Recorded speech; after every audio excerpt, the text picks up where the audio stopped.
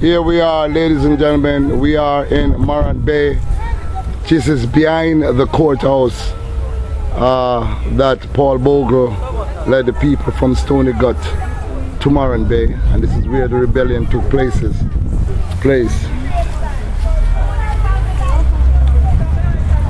this. Yes, hold on for a minute.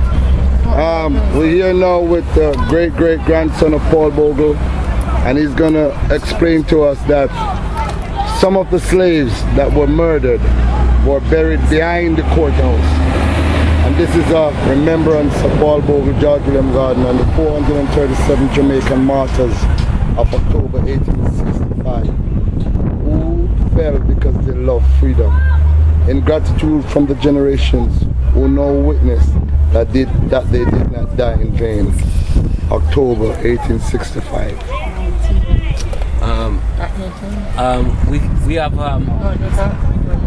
We must first make some corrections. These people were not slaves. Black people were not slaves. Black people were enslaved. So they were not slaves. This 437 is not 437. That is a total figure.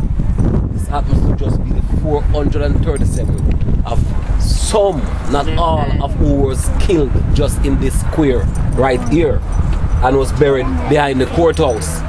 100 years later, when they decided to turn Paul Bogle into a national hero, and the Queen of England wanted to thief the body of Paul Bogle, they dig up the remains and bury all of them here. Keep talking. Yeah, they dig up and bury all of them here. So this is the remains of 437 of them, but not 437 people. 7,000 people lost their lives. So, like I said, it's just the remain of some of the people. Now, this is the biggest mass grave in the Western Hemisphere of people that died by the hands of the white man.